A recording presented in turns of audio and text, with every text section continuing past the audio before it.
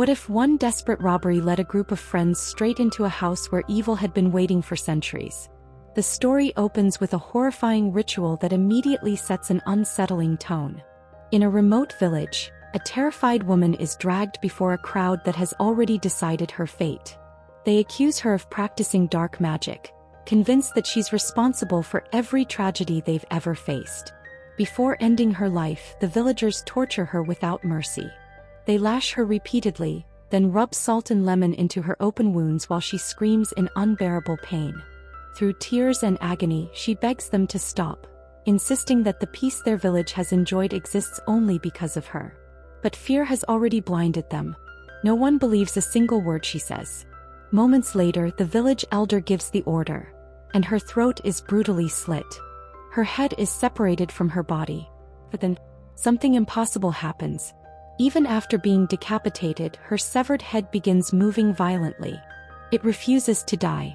The terrified villagers panic and flee, leaving behind the terrifying scene that will haunt generations to come. Years later, the story shifts to a young woman named Alan, whose life has become a constant battle for survival. After losing both of her parents, she inherits nothing except the enormous debt her father left behind. Ruthless collectors keep pressuring her for money she simply doesn't have. She's learned to stand up for herself, but she also knows this nightmare won't end until every last money is paid back. Alan isn't fighting alone. She has a younger brother who is looked after by her closest friends whenever she's working, and those friends have become the only family she has left. One of them is Jia, a gifted athlete whose dreams were shattered after being diagnosed with a serious heart condition. Running could now cost her life, and the only thing that might save her is an expensive surgery she can never afford.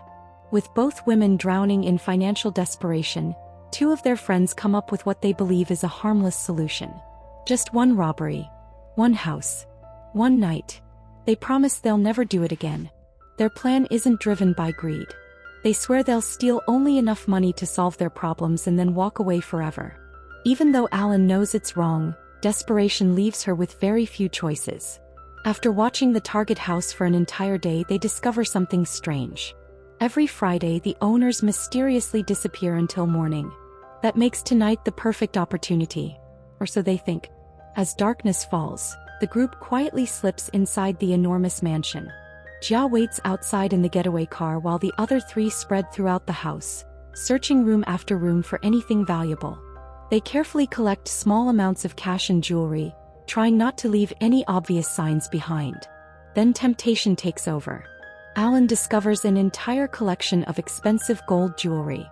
For a moment, every problem in her life seems to have an easy solution. If I take all of this, she thinks, I'll never have to steal again. Without realizing the terrible mistake she's making, she stuffs every piece into her backpack. At that exact moment, the house begins watching them. One of the boys suddenly discovers what looks like a freshly severed human head hidden among stacks of cash. Horrified, he stumbles backward in panic. But when he gathers the courage to look again, it's gone. Only the money remains. Was it real, or was something inside the mansion already playing with their minds? The deeper they explore, the stronger the smell of decay becomes.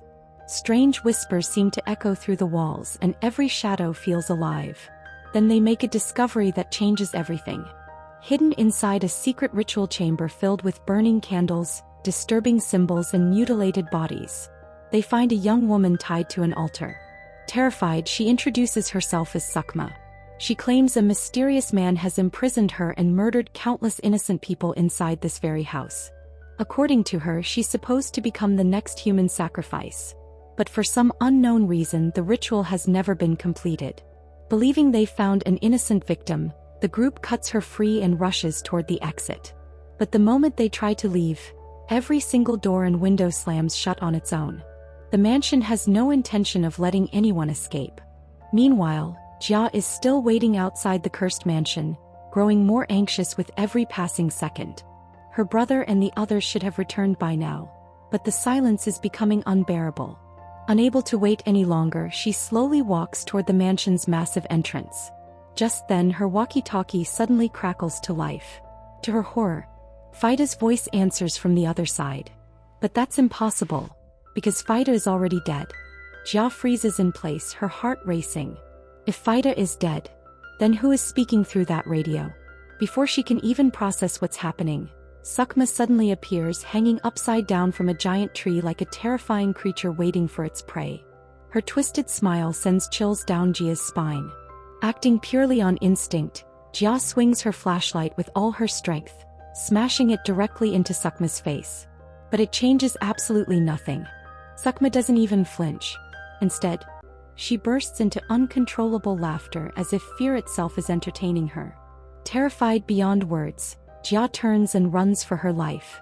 But there is one heartbreaking problem: she suffers from a serious heart condition. Every desperate step pushes her heart closer to its limit. Within moments, the overwhelming fear becomes too much. She collapses to the ground, suffering a fatal heart attack before anyone can save her. Elsewhere, Alan and Ghani are trying to escape when Alan suddenly sees the ghost of his own father standing right in front of him. Shocked and confused, they run blindly through the forest until they crash into an elderly man. Unlike everyone else they've met, this mysterious stranger doesn't panic. Instead, he calmly studies their condition before taking them to a safe place. Without wasting a second, he begins performing an ancient ritual. As the ceremony continues, horrifying black insects crawl out from inside their ears. Alan and Ghani stare in complete disbelief. The old man explains that these parasites were planted through powerful black magic. Their only purpose was to slowly destroy the victim's mind, driving them insane until they completely lost control of themselves. Before either of them can ask a single question, the old man already knows the truth. He immediately realizes that they were the ones responsible for releasing Sukma. His expression turns deadly serious. "You have no idea what you've done," he says. "Sukma isn't just another evil spirit. She's one of the most dangerous beings to ever exist. By setting her free, you haven't only endangered yourselves, you've placed this entire town on the edge of destruction." The stranger finally reveals who he really is. He is a powerful shaman sent to this village years ago with one mission: to hunt down every practitioner of dark magic. Sukma was among them, but unlike the others, she was far too powerful to kill. Since destroying her was impossible, he trapped her instead, hoping she would remain imprisoned forever. Alan and Ghani struggle to believe such an unbelievable story. Frustrated, the shaman places his hands over their faces and performs another ritual. Suddenly, their minds are pulled deep into the past. The horrifying vision takes them back to the exact moment where this nightmare truly began. The villagers surround a mysterious woman accused of being a witch. Moments later, they cut off her head. At first, it seems like the severed head is simply moving, but then it begins to speak. The woman reveals the terrifying truth. She was a real witch who had mastered forbidden black magic. Long ago, she cast a spell upon herself that made true death impossible.